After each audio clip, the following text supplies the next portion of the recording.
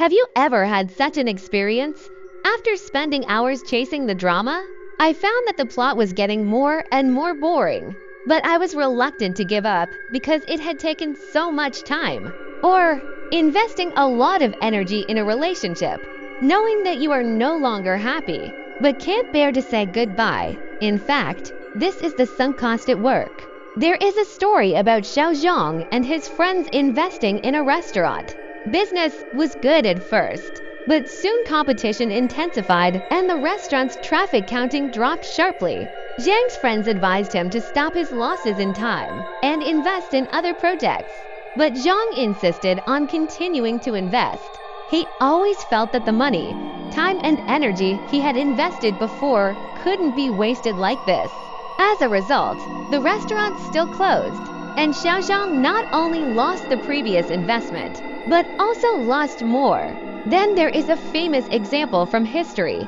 In the 1970s, the British government invested heavily in the Concorde project. Despite the project's difficult progress and even technical bottlenecks, policymakers have been reluctant to give up because too much has been invested. Ultimately, the project was barely completed, but the investment and return were seriously unbalanced, becoming a classic example of sunk costs. Sunk costs are like invisible shackles that limit our choices for the future. We often lose sight of our current situation and future possibilities because we have already invested so much. In fact, the sunk cost can no longer be recovered. And what really matters is every choice we make now. So, how can we escape the sunk cost trap? First, learn to look at problems from a new perspective. A simple exercise is to ask yourself, would I have made the same choice if I had started from scratch?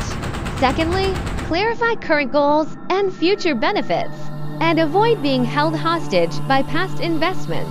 So the next time you're faced with a similar choice, stop and think, what do I really want? Where will my current choices lead me? Remember, let go of the past and make every step in the future more valuable.